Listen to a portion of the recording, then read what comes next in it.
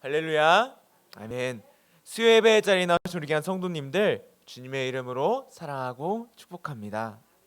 오늘 저희가 함께 영적 회복 탄력성이란 제목으로 말씀을 나눌 때 우리 가운데 성령님께서 역사하셔서 큰 은혜를 부어 주시기를 소망합니다. 우리 성도님들은 2025년 새로운 한 해를 맞아서 새롭게 올해의 목표를 세우신 것들이 혹시 있으신가요?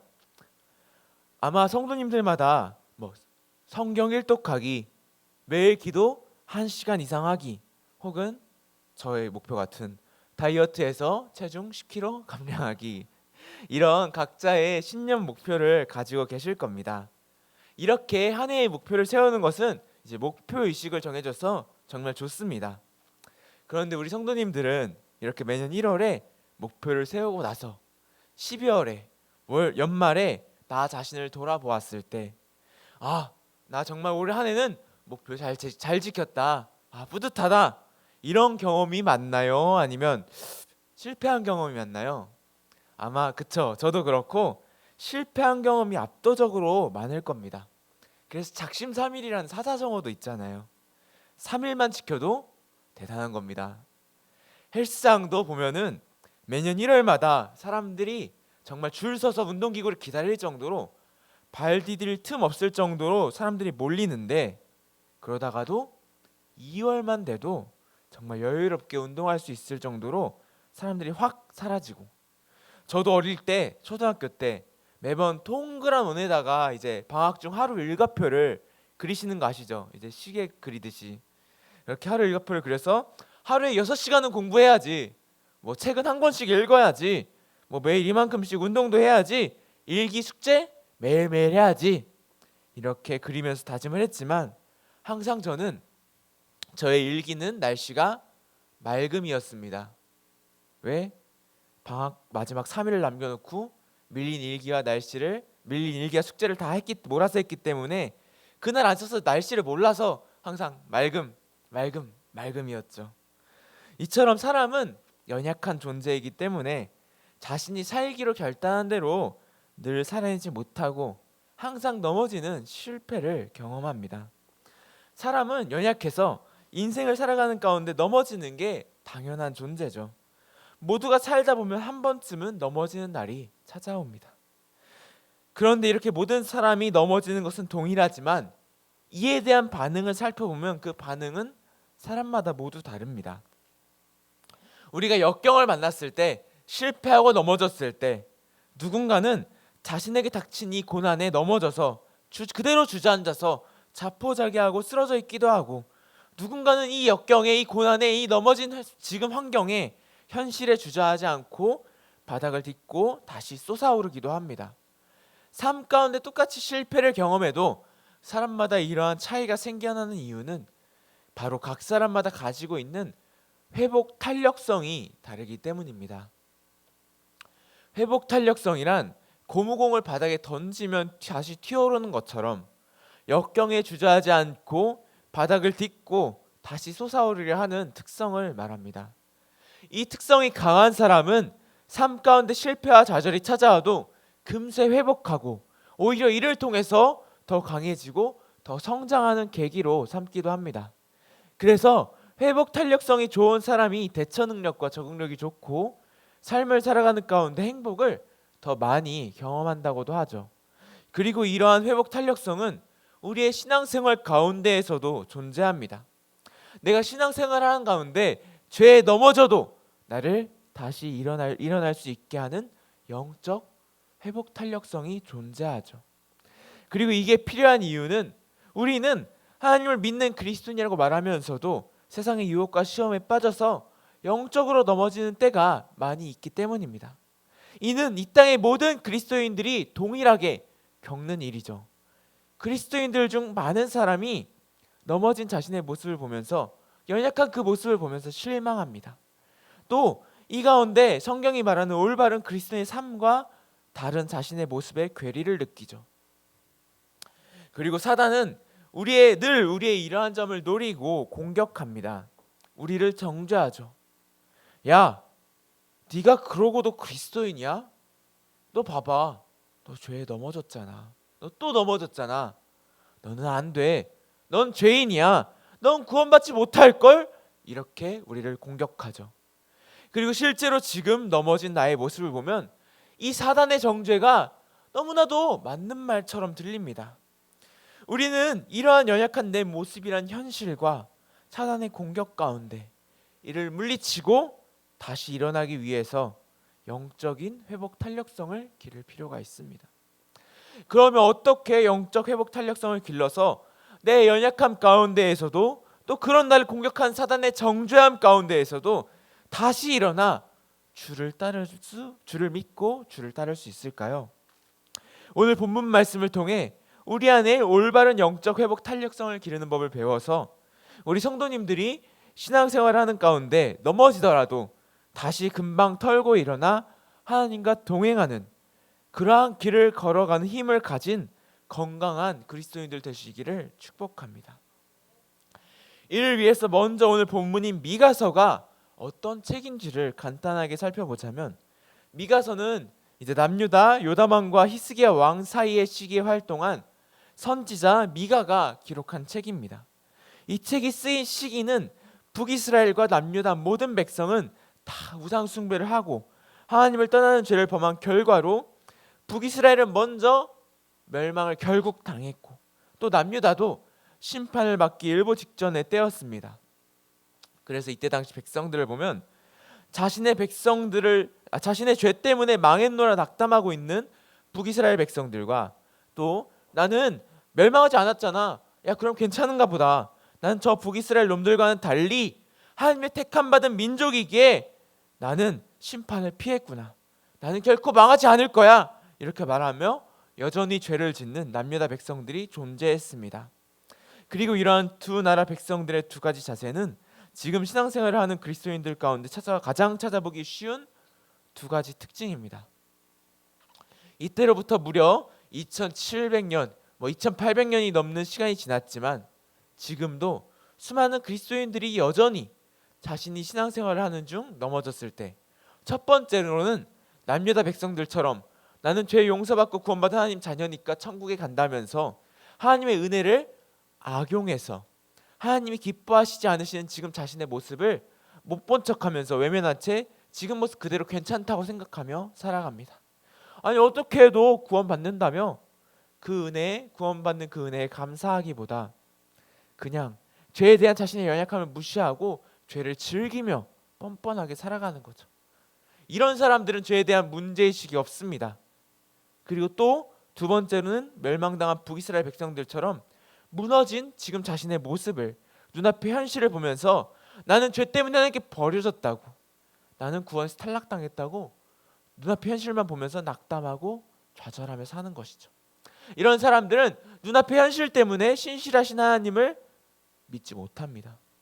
정말 많은 그리스도인들이 죄의 문제를 두고 넘어진 자신의 현실을 보고 이러한 두 가지 모습으로 갈려서 하나님의 은혜를 악용해서 죄를 즐기면서 여전히 동일하게 살아가는 사람들과, 아니면 연약한 자신의 모습과 눈앞의 현실 때문에 난 실패했어 라고 생각하며 항상 세상에 주눅이 든 채 두려움 가운데 눌려서 신앙생활을 하고 있습니다. 죄에 대해 연약한 자기 자신의 모습에 대해서 아예 문제의식이 없거나 그것에 눌려서 나를 택하신 하나님이 누구신지를 망각하고 있는 거죠. 그러나 이는 둘 다 틀린 자세입니다. 공의로우신 하나님은 결코 죄를 사랑하시는 분이 아니시기 때문에 하나님의 은혜로 계속 죄를 짓는 자들을 용납하고 문제없다고 넘어가 주시는 분이 아니시고, 또한 사랑의 하나님 역시 하나님 당신을 배반하는 우리의 연약함 때문에 창세전부터 세우신 우리를 향한 계획을 바꾸시는, 우리를 망하게 하시는 사랑이 부족한 분이 아니십니다. 그렇게 이런 자세들에서는 영적인 회복 탄력성을 우리는 얻을 수 없습니다. 전자는 죄에 대한 문제의식이 없기 때문에 그냥 우리를 넘어진 채로 세상 사람들처럼 살아가게 만들고, 후자는 죄책감이 하나님을 향한 신뢰보다 커서 하나님 앞에 다시 나아갈 생각을 하지 못하고 피해 다니게 만들기 때문에 영적 회복 탄력성을 가지고 다시 예전처럼 하나님과 친밀한 관계로 돌아가기가 어렵습니다. 실제로 남유다 백성이나 북이스라엘 백성들과 같은 이러한 자세가 둘 다 틀렸다는 것은 역사 가운데 명백히 드러난 사실입니다. 공의로우신 하나님은 죄의 대가를 분명히 물으셔서 스스로 나는 괜찮다 생각했던 남유다 왕국을 멸망시키시고 그들이 70년의 포로기를 겪게 만드셨고, 또 사랑의 하나님은 분명히 회복시키는 분이시기 때문에 망한 이스라엘 백성들이 나는 망했어, 나는 끝났어 그렇게 이야기해도 그들 중 다시 일어나 하나님 당신을 찾는 백성들을 다시 모으셨습니다. 그래서 우리는 영적으로 넘어졌을 때 이러한 두 가지 잘못된 자세들이 아니라 성경 말씀에 근거하여 내게 진정한 영적 회복 탄력성을 가져다 주는, 나를 다시 일으켜 세워 하나님 앞으로 나아갈 수 있게 하는, 진정 우리가 자신의 죄를 대해야 하는 바른 자세가 무엇인지를 알아야 합니다. 그리고 그 자세는 바로 죄에 대한 나의 연약함을 인정하고 그러나 그를 뛰어넘는 하나님의 신실하심을 바라보는 자세입니다. 우리는 이 두 가지를 함께 가져갈 때 넘어져도 다시 일어날 수 있는 영적인 회복 탄력성을 얻을 수 있습니다. 오늘 본문이 기록된 책인 미가서의 주된 내용은 하나님 앞에 넘어진 유다와 이스라엘의 범죄에 대한 심판, 그리고 그럼에도 그들을 반드시 회복시키리라 약속하시는 하나님의 신실하심입니다. 하나님은 자신을 등진 백성을 결코 그대로 두지 않으시고 분명히 치시지만, 또한 그렇게 자신에게 등을 돌렸을지라도 자신의 자녀를 결코 망한 채로 버려두지 않으시고 정하신 때가 되면 반드시 회복시키십니다. 그래서 제가 앞에 두 가지 자세가 전부 틀렸다고 말한 거죠. 그리스도인 하나님의 자녀라고 구원이 확정되었다면서 죄를 그대로 지으면서 내 마음대로 살아도 되는 존재도 아니고, 연약한 내 모습 때문에, 초라한 내 현실 때문에 하나님은 나를 버렸다 좌절하고 주저앉아 있을 것도 아닙니다. 공의로우신 하나님께서는 우리를 치시지만 또한 신실하신 하나님께서는 결코 연약한 우리를 버리지 않으시고 당신의 뜻대로 반드시 우리를 다시 모으시기 때문입니다. 그래서 우리는 이러한 하나님을 바라보면서 나의 연약함을 고백하고 그 대가를 겸손히 받아들이고 겸손히 치르는 가운데 인내하며 정하신 때에 다시 나를 일으키신 하나님을 바라보아야 합니다. 그리고 이러한 미가서 내용의 정수가 담겨있는 부분이 바로 오늘 본문의 선포입니다. 오늘 본문에서 선지자 미가는 자신이, 즉 유다가 범죄하여 하나님께 고난을 당하겠지만 세상의 권세를 잡고 있는 사단에게, 세상의 원수들에게 그런 자신의 모습을 두고 좋아하지 말라고, 나는 다시 일어날 것이라고 분명히 선포하고 있는데요. 오늘 본문 8절에서 9절 말씀을 앞에 나오는 말씀 함께 같이 읽으시겠습니다.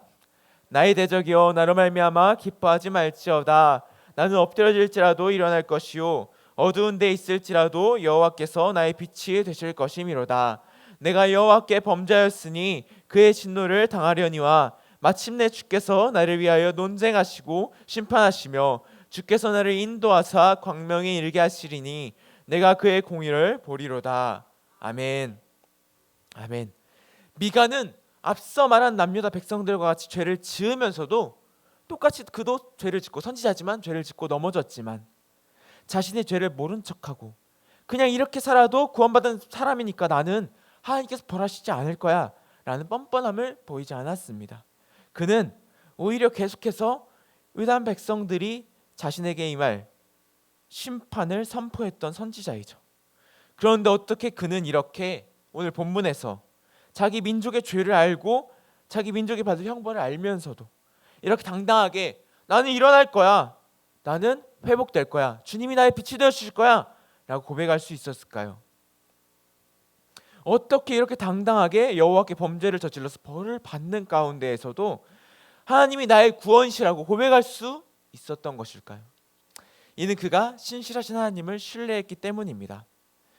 그는 하나님께서는 우리의 죄에 대해서 분노하시겠지만 그럼에도 결코 우리를 버리지 않으실 것을 알았습니다. 왜냐? 하나님께서 자신들의 아버지가 되어주시겠노라 선포하셨기 때문이죠. 시편 2편 7절 말씀을 우리 다 함께 읽어보도록 하겠습니다. 내가 여호와의 명령을 전하노라. 여호와께서 내게 이르시되 너는 내 아들이라. 오늘 내가 너를 낳았도다. 아멘. 하나님께서는 이스라엘 백성을 두고 분명히 너는 내 아들이라고 말씀하셨습니다. 부모와 자식의 관계는 어떤 관계인가요? 여기 있는 성도님들 중 자식이 있으신 분들 다 계신 걸로 압니다. 자식이랑 살면서 많이 싸우셨나요? 많이 안 싸우셨나요? 많이 싸웠을 겁니다. 자식들이 잘못해서 속을 썩게 하면은 혼내기도 하고 사랑의 매를 대기도 했을 겁니다. 그러나 그런 자식을 내가 죽여버려야겠다. 내가 정말 화나겠으니까 호적에서 파버리고 영원히 버려버려야겠다. 난 이 아이를 책임지지 말아야겠다. 나는 이 사람 모른다. 이렇게 생각하신 적은 없을 겁니다. 왜? 자녀가 날 화나게 했어도, 날 아무리 분노하게 해도 내가 그를 화내고 매를 때릴 때도 있지만 결국 그는 내 사랑하는 자식이니까요.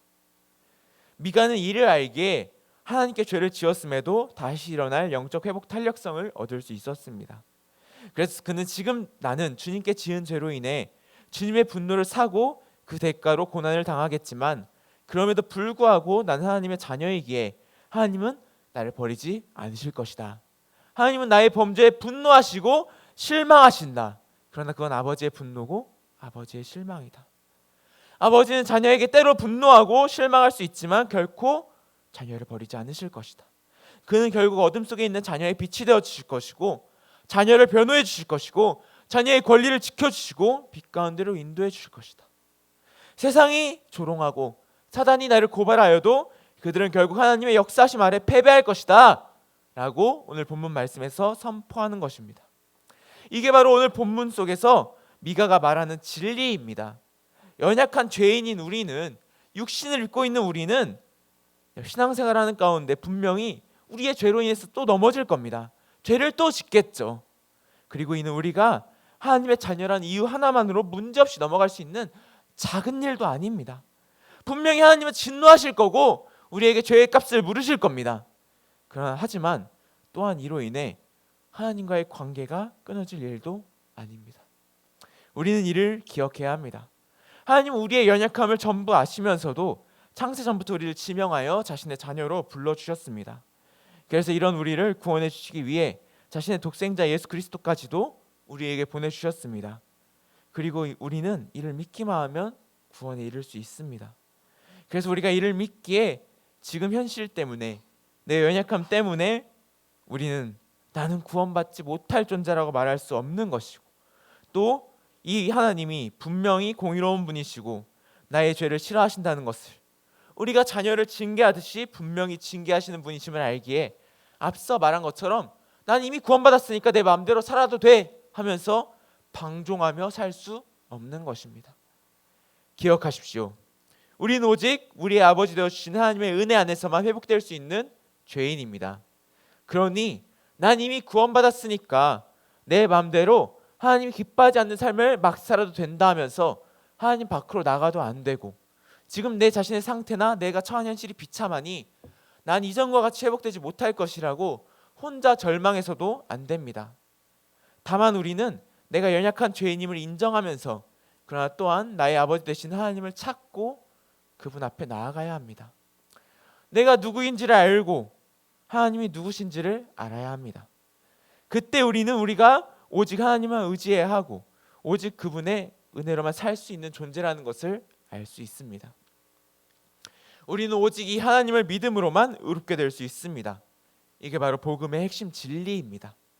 내가 잘나서, 내가 의로운 행위를 해서 구원받고 내가 넘어져서 지옥 가는 게 아닙니다.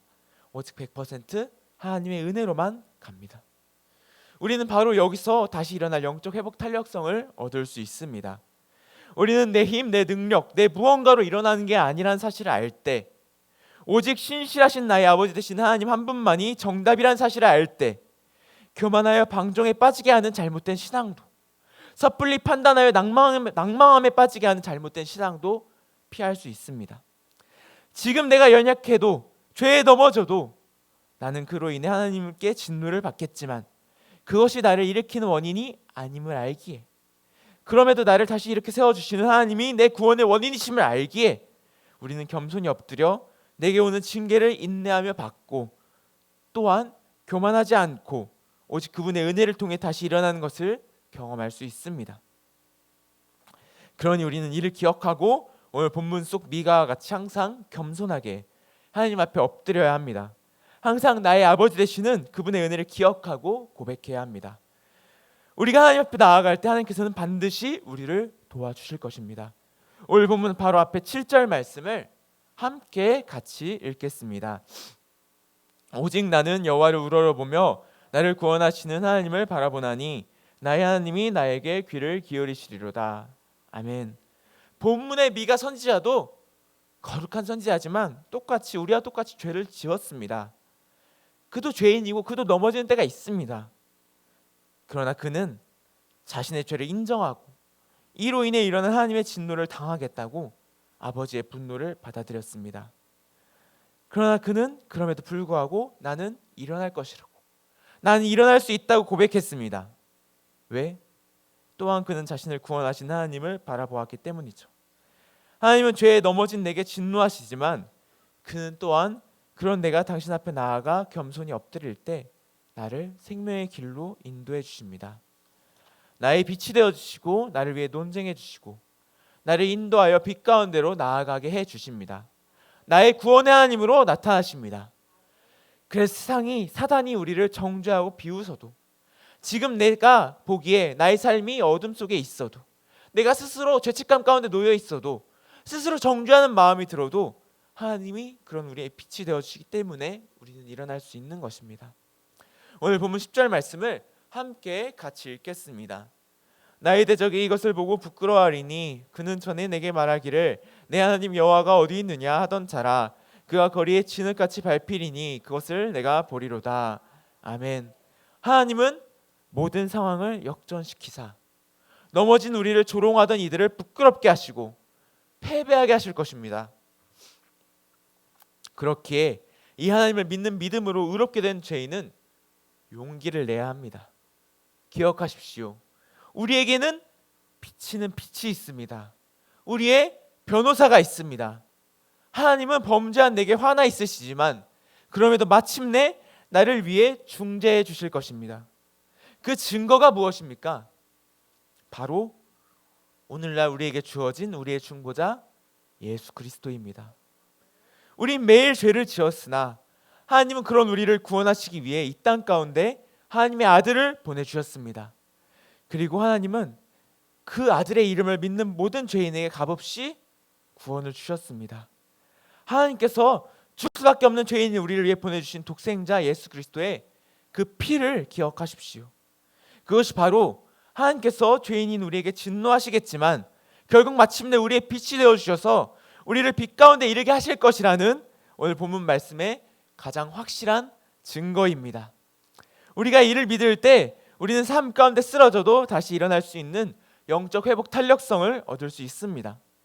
비록 난 삶 가운데 매번 넘어지고 하나님은 이 일을 진노하시겠지만, 세상은 사단은 이를 고발하고 이런 나를 비웃겠지만, 봐봐 이러고도 네가 그리스도인이야 이렇게 말하겠지만, 때로 심지어 내가 나 자신의 하루를 스스로 돌아보아도 그러면 안 됐는데, 그리스도인이 그렇게 살면 안 되는데, 나는 실패자야 이렇게 자책할 수 있겠지만, 우리는 그럼에도 불구하고 내 죄를 자복하고 하나님 앞에 나아가기만 하면 하나님께서 그런 나를 결코 버리지 않으실 것을, 그런 나를 반드시 세우실 것을, 주님이 정하신 때에 그런 나를 회복시키시고 나를 위해 정의를 행하실 것을 믿는 믿음으로 다시 일어날 수 있습니다.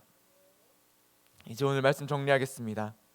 우리는 그리스도인이라고 말하면서도 죄의 유혹과 시험에 매번 넘어지는 연약한 자기 자신을 보면서 때로는 그래도 난 구원 받을 거야 라고 합리화하면서 계속해서 죄를 짓고 있는 모습을 보기도, 또 때로는 그런 죄에 짓눌려서 난 구원받지 못할 거야 라고 절망하는 모습을 보기도 합니다. 그러나 그러한 그리스도인의 모습들은 모두 잘못된 반응입니다. 그런 것으로는 지금 넘어진 상태에서 다시 일어날 힘을 얻을 수 없습니다. 지금 내가 죄에 넘어진 상황에서 나에게 다시 일어날 영적 회복 탄력성을 가져다 주는 것은 그런 합리화나 좌절이 아니라 나의 연약함을 있는 그대로 인정하고 그를 뛰어넘는 하나님의 신실하심을 바라보는 것입니다. 그때 우리는 비록 지금은 나의 죄로 인해 고난을 당하겠지만 결국 우리의 부르심에 응답하사 나를 회복시키시는 하나님의 은혜를 경험하게 될 것입니다. 그리고 마침내 유혹과 시험에 넘어졌던 죄인이 다시 이렇게 세워지는 것을 경험하게 될 것입니다. 우리 귀한 성도님들, 연약한 우리는 지금 이 말씀이 끝난 이후로도 앞으로 이 땅에서 살아가는 날 동안에 수도 없이 많이 넘어질 겁니다. 하지만 또한 우리는 그런 나의 구원이 되어주시는 하나님 앞에 엎드림으로, 그분 안에 거함으로 다시 수없이 많이 일어날 수 있습니다. 그래서 마침내 마지막 날에 결국 최후 승리를 얻는 우리 귀한 성도님들 되시기를 축복합니다. 이제 오늘 들은 말씀 기억하시면서 함께 통성으로 기도하시겠습니다.